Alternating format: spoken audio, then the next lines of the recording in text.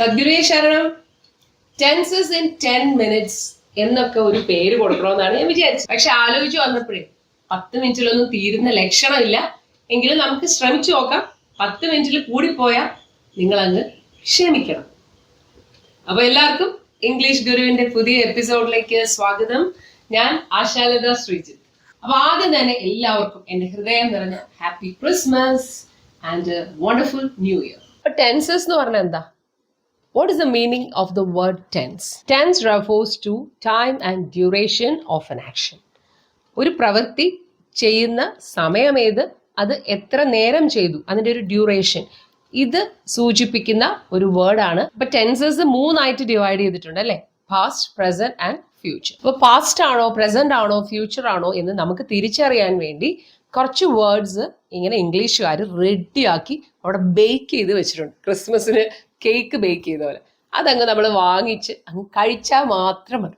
അപ്പൊ ടെൻസസിന്റെ ഒരു കേക്ക് നമുക്കിന്ന് മുറിച്ച് അകത്തൊക്കെ എന്താണെന്നൊന്ന് പരിശോധിക്കാം. എന്നിട്ട് വയറ് നിറച്ച് അതങ്ങോട്ട് കഴിക്കാം.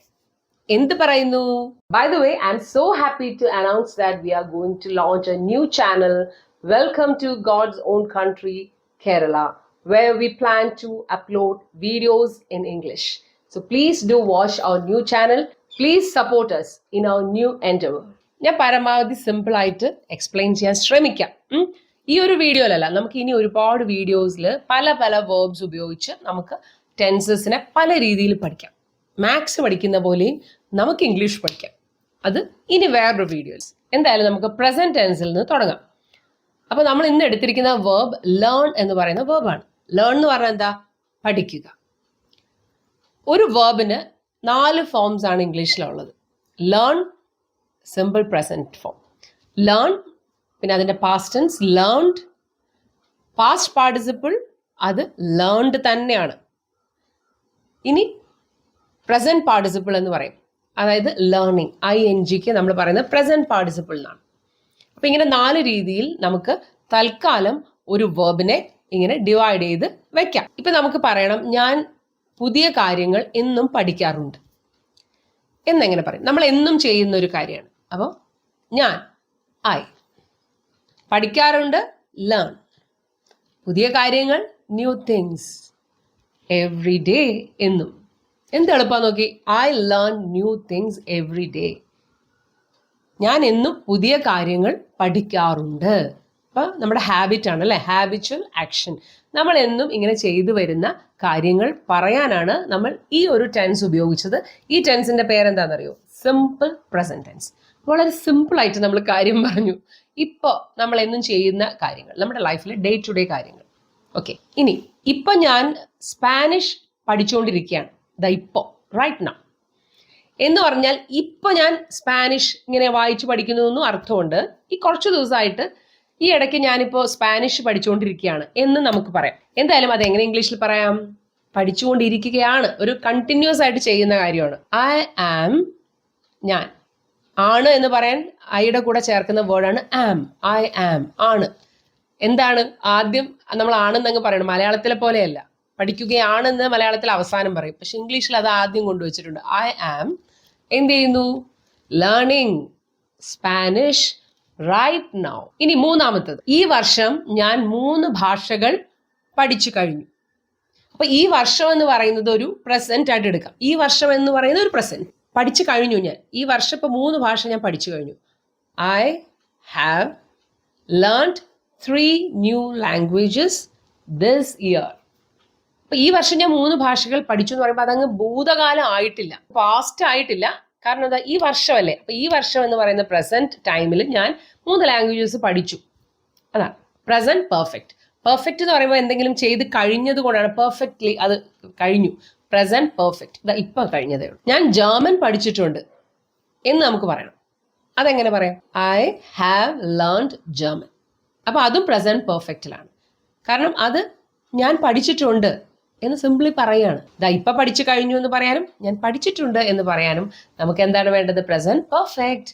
I have learned German. ഞാൻ 6 മാസമായിട്ട് ഗ്രാഫിക്സ് പഠിച്ചുകൊണ്ടിരിക്കുകയാണ്. 6 മാസമായി. ഇപ്പോഴും പഠിക്കുന്നുണ്ട്. 6 മാസം മുമ്പ് തുടങ്ങിയതാണ്. കുറച്ച് നാളായിട്ട് നമ്മൾ പഠിച്ചുകൊണ്ടിരിക്കുകയാണ്. മനസ്സിലായോ? അതാണ് ഇവിടുത്തെ ആ വ്യത്യാസം. ഇപ്പൊ ഐ ആം ലേണിംഗ് എന്ന് പറഞ്ഞാൽ ഞാൻ ഇപ്പൊ പഠിക്കുന്നു എന്നാണ് ഞാൻ പറയുന്നത്. ഇപ്പൊ നമ്മൾ ഈ വീഡിയോ കാണില്ല, അതേപോലെ ഐ ആം ലേണിംഗ് ഇപ്പൊ പഠിക്കുന്നു. പക്ഷെ ഇവിടെ 6 മാസമായിട്ട് ഞാൻ പഠിച്ചുകൊണ്ടിരിക്കുകയാണ്, ഇപ്പോഴും പഠിക്കുകയാണ്. അപ്പോൾ എങ്ങനെ പറയും? I have been learning graphics for 6 months. ഇപ്പം ഞാൻ ഇവിടെ ഒരു കാർഡ് കാണിച്ചിട്ടുണ്ട്, അതിനകത്ത് ഇതിൻ്റെ എല്ലാ ഡീറ്റെയിൽസും ഉണ്ട്.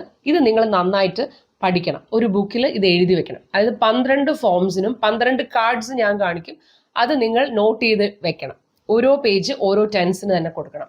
അതിനകത്ത് ഓരോ സബ്ജക്റ്റിൻ്റെയും കൂടെ നമ്മൾ ഏത് വേർബാണ് ചേർക്കേണ്ടതെന്നുള്ളത് കൃത്യമായിട്ട് അവിടെ എഴുതി കാണിക്കുന്നുണ്ട്. അപ്പം ഞാൻ ഇന്ന് ഈ വീഡിയോയിൽ പറയുന്ന സെൻറ്റൻസിൻ്റെ മോഡലിൽ നിങ്ങൾ സബ്ജക്റ്റ് മാറ്റി അതിന് വേണ്ട ചേഞ്ചസ് വരുത്തി ഇന്ന് തന്നെ എഴുതി നോക്കണം. എഴുതി നോക്കുക എന്നുള്ളത് മാത്രം പോരാ, ഇത് പറഞ്ഞ് പ്രാക്ടീസ് ചെയ്യണം. ഈ എക്സാമ്പിൾസ് പറഞ്ഞ് പഠിക്കണം. അപ്പോൾ ഈ എക്സാമ്പിൾ ആയിരിക്കണം നിങ്ങൾക്കൊരു ബെഞ്ച് മാർക്കായിട്ട് നിങ്ങളുടെ ഉള്ളിൽ നിന്ന് വെക്കേണ്ടത്. ഇത് വെച്ചുകൊണ്ട് ഭാവിയിൽ നിങ്ങൾ സംസാരിക്കുമ്പോൾ ആലോചിക്കണം, ഇതാണ് സിറ്റുവേഷൻ. 6 മാസമായിട്ട് പഠിച്ചുകൊണ്ടിരിക്കുകയാണ്, ഇപ്പോഴും പഠിക്കുകയാണ്, അപ്പം ഞാൻ എങ്ങനെ പറയണം? അപ്പം നമുക്ക് മനസ്സിൽ ഓർമ്മ വരണം, അവിടെ ഹാവ് ബീൻ ലേണിംഗ്.